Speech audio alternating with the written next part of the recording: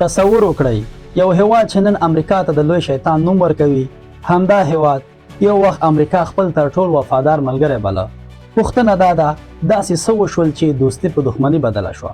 چا دا اړیکه ماته کړه او ولې دومره ژور، دومره خونړی او دومره نه بخښونکی بدلون واخیست؟ آیا ته پوهیږي چې امریکا یو وخت په ایران کې پوځیان لرل، استخباراتي شبکې فعاله وې، اقتصادي مشاورین موجود وو، د ایران پاچا خپل سیمه ییز ساتونکی بله او حتی د ایران اټومي پروګرام خپل امریکا پیل کړی و. نو بیا دا څنګه ممکنه ده چې همدا ایران نن امریکا ته وایي ته لوی شیطان او امریکا ایران شرمحوره وبلله؟ نو دا یوازې د سیاست کیسه نه ده، دا د تیلو، قدرت، استعمار، انقلاب، وینې او انتقام کیسه ده.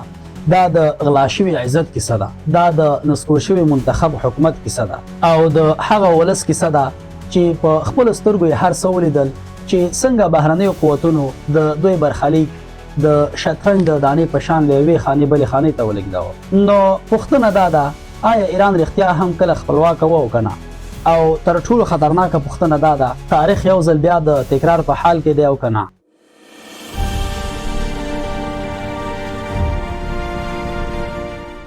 لومړی برخه، هغه وخت چې ایران د برتانیا او روسیې امپراتورۍ په منځ کې ګیر و. 19مه پیړۍ ایران چې هغه وخت ورته فارس ویل کېده په ظاهري او خپلواک هیواد و، باچا یې درلود، بیرغ یې درلود، حکومت یې درلود، خو په حقیقت کې دا هیواد د دوو سترو امپراتوریو ترمنځ ایسار و.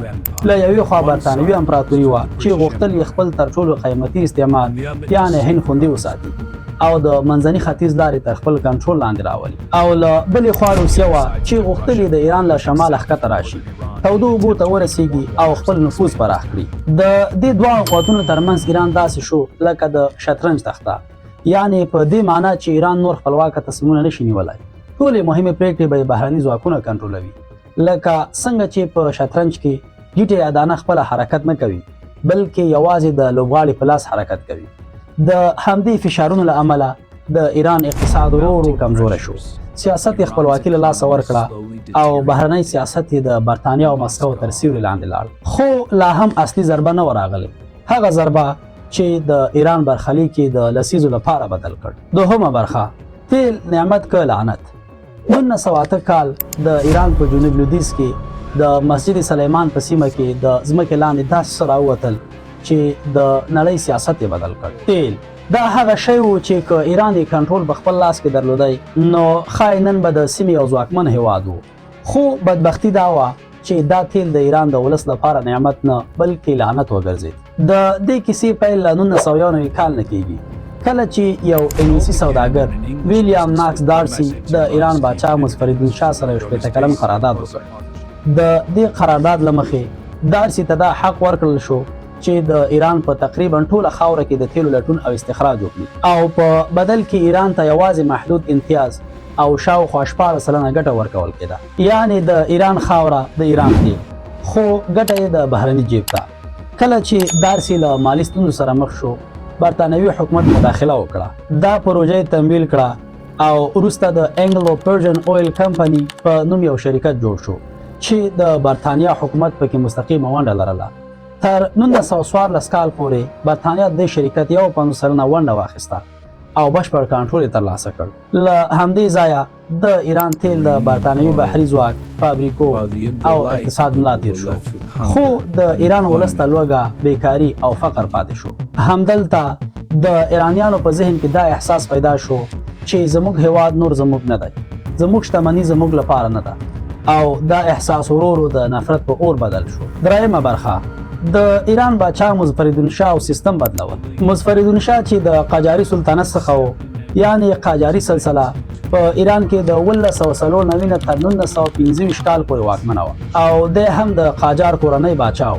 نو کله چې د سلطنت کمزوری شو او نور یې د هیواد د کنټرول توان نه درلود نو برتانیا هم دا فرصت لاسه ورنه کړ. یوه نوې څېره راوړل شوه، یو پوځي افسر چې رضا شاه پهلوي نومېده. په 1925 کال کې هغه باچا شو. رضا شاه پهلوي په ظاهر یو اصلاح غوښتونکی و، پوځ یې جوړ کړ، مرکزي حکومت یې پیاوړی کړ، خو په حقیقت کې د هغه واک د برتانیا له ملاتړ پرته ممکن نه و. تر هغې چې رضا شاه د لندن خبره منله هر څه سم و، خو کله چې په 1909 کال کې دوهم نړیوال جنگ پیل شو او جرمني په لومړیو کلونو کې بریاوې ترلاسه کړې. رضا شاه فکر وکړ چې ښایي جرمني جګړه وګټي.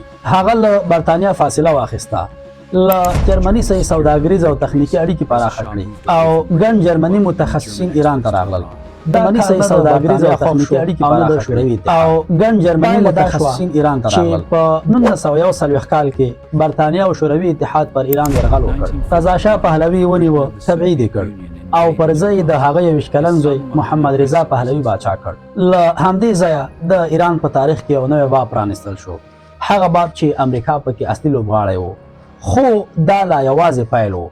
اصلي لوبه هغه وخت شروع شوه کله چې امریکا پوه شوه چې ایران یوازې یو هیواد نه دی بلکې یو ستراتیژیکه خزانه ده. څلورمه برخه، امریکا څنګه د ایران اصلي مالکه شوه. کله چې په 1945 کال کې دوهم نړیوال جنگ پای ته ورسید، نړۍ په کنډواله بدله شوې وه، خو ایران له جګړو پرته هم سخت زیان لیدلی و. اقتصاد یې سقوط کړی و، بیکاري او لوږه لوړې کچې ته رسېدلې وه او ولس د سختو ستونزو سره مخ و. په همدې وخت کې امریکا د یو مرستندوی ځواک په څیر میدان ته راووتله. امریکا ایران ته خوراکي توکي، قرضونه او تخنیکي مرستې ورکړې او په ملګرو ملتونو کې پر شوروي فشار راوړ چې خپل پوځونه د ایران له شماله وباسي. په 1946 کال کې شوروي اتحاد رښتیا هم خپل پوځونه وویستل او همدا کار د دې لامل شو چې د ایران په ولس کې د امریکا انځور د یو صادق او غیر استعماري ځواک په توګه جوړ شي. خو دا یوازې ظاهري تصویر و. د امریکا سترګې د ایران پر ستراتیژیک موقعیت او د هغه پر تیلو ټینګې شوې وې. امریکا ولیدل چې برتانیا لا هم د ایران د تیلو لویه برخه کنټرولوي او ایران یوازې شاوخوا 20 سلنه ګټه ترلاسه کوي. ولس بېوزله و خو بهرني شرکتونه شتمن کېدل. همدې تضاد د ایران په سیاست کې د بدلون تخم وکرو. محمد مصدق هغه سړی چې امپراتوري ولړزولې، په همدې فضا کې یو زوړ خو باوقاره سیاستوال راپورته شو. محمد مصدق هغه یوازې سیاستوال نه و بلکې د ایران د ملي حاکمیت نښه وه. مصدق په ښکاره وویل چې د ایران تیل باید د ایران ولس ته ګټه ورسوي، نه لندن او واشنگټن ته. هغه د انګلو ایرانین اویل کمپنۍ قراردادونه غیر قانوني وبلل او د تیلو د ملي کول غوښتنه یې وکړه. په 1951 کال کې پارلمان محمد مصدق د ایران صدر اعظم وټاکه او هغه سمدستي د تیلو ملي کول اعلان کړل. دا پریکړه د ایران ولس لپاره د عزت خبره وه خو د لویدیځ لپاره د زغملو نه وه. برتانیا سخته غوسه شوه، ایران یې تر اقتصادي بندیزونو لاندې راوست. د ایران پر تیلو یې نړیوال بندیز ولګاوه او امریکا هم ورو ورو د برتانیا ترڅنګ ودرېده. که څه هم امریکا په لومړیو کې ځان بې طرفه ښود، خو ژر یې درک کړه چې که مصدق بریالی شي نو دا به نور هیوادونو ته هم جرأت ورکړي چې خپلې شتمنۍ ملي کړي. خو بالاخره په 1953 کال کې د امریکا CIA او د برتانیا MI6 یو پټ عملیات پیل کړل چې وروسته د اپریشن اجکس په نوم مشهور شو. د دې عملیاتو موخه دا وه چې محمد مصدق له واکه لرې کړي او محمد رضا پهلوي ته بشپړ واک ورکړي. پیسې وویشل شوې، جنرالان واخیستل شول، رسنۍ واخیستل شوې، جعلي مظاهرې تنظیم شوې او په پای کې پوځ حرکت وکړ. مصدق ونیول شو، محاکمه شو او د عمر تر پایه په کور کې بندي شو. دا یوازې د حکومت سقوط نه و بلکې د ایران د ولس د باور قتل و.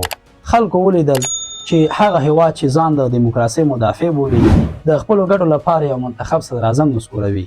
له همدې ځایه د امریکا پر وړاندې ژور نفرت وزېږېد، داسې نفرت چې کلونه وروسته به په یو لوی انقلاب بدل شي. بالاخره له کودتا وروسته محمد رضا پهلوي بشپړ واک ترلاسه کړ، خو دې واک د ایران له ولس نه بلکې د امریکا له ملاتړ څخه سرچینه اخیسته. امریکا محمد رضا پهلوي ته میلیارډونه ډالر پوځي او اقتصادي مرستې ورکړې. ایران یې د سیمې د پولیسو په توګه کاراوه او د ایران پوځ یې په اصلي وسلو سنبال کړ. په بدل کې امریکایي او لویدیځو شرکتونو د ایران د تیلو لویه برخه کنټرولوله او CIA د ایران په امنیتي نظام کې ژور نفوذ درلود. محمد رضا پهلوي په 1963 کال کې سپین انقلاب پیل کړ چې پکې د ځمکو اصلاحات، د ښځو د رایې حق او عصري تعلیم شامل وو. په لوی ښارونو کې د لویدیځ طرز ژوند خپرېده خو کلیوالې سیمې او بېوزله خلک لا هم له فقر سره لاس او ګرېوان وو. دې تضاد د ټولنې دننه غوسه زېږوله او مذهبي مشران په ځانګړي ډول آیت الله روح الله خمینی د دې حالات پر وړاندې راپورته شول. پنځمه برخه، د خمینی انقلاب او امریکا ته د لوی شیطان نوم ورکول. خمینی محمد رضا پهلوي تورنوه چې ایران یې پر امریکا خرڅ کړی دی. هغه ویل چې قانون باید د الله وي نه د واشنګټن. محمد رضا پهلوي خمیني تبعید کړ، یعنی د هوا څخه یې وشړو، خو د هغه چوپ نشو. د 1900 لسیزې تر پایه د خمیني ویناوې د کیسټونو له لارې ټول ایران ته رسېدې او ولس یې راپاڅوه. په 1909 کال کې محمد رضا وتښتېد، خمیني بیرته راستون شو او ایران اسلامي جمهوریت اعلان کړ. همدا انقلاب و چې د ایران او امریکا اړیکې په بشپړه توګه وشلولې. کله چې امریکا پهلوي ته پناه ورکړه، ایرانی محصلینو په تهران کې د امریکا سفارت ونیو. 444 ورځې امریکایي ډیپلوماټان یرغمل وساتل. خمیني امریکا ته د لوی شیطان نوم ورکړ او دا نوم د ایران په سیاسي فرهنګ کې تل پاتې شو. شپږمه برخه، جګړې، نیابتي ځواکونه او اټومي لانجه. له انقلاب وروسته ایران او امریکا په مستقیمه جګړه کې ښکېل نشول، خو نیابتي جګړې پیل شوې.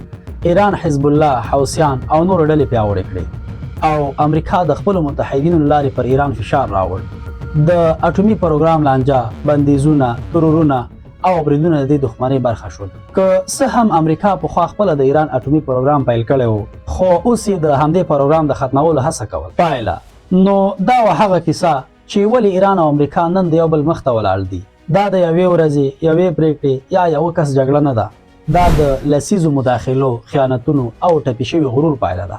تاریخ موږ ته دا راښایي چې کله د ملت اراده تر پښو لاندې شي، نو غوسه خاموشه نه پاتې کېږي، یوازې وخت اخلي. او نن چې یو ځل بیا د ایران نوم د جګړې، بندیزونو او اور سره تړل کېږي، پوښتنه دا نه ده چې څوک سم دی او څوک غلط. اصلي پوښتنه دا ده، آیا نړۍ له تاریخ څخه څه زده کړي او که نه؟ ځکه که تاریخ هیر شي نو حتمي تکراریږي.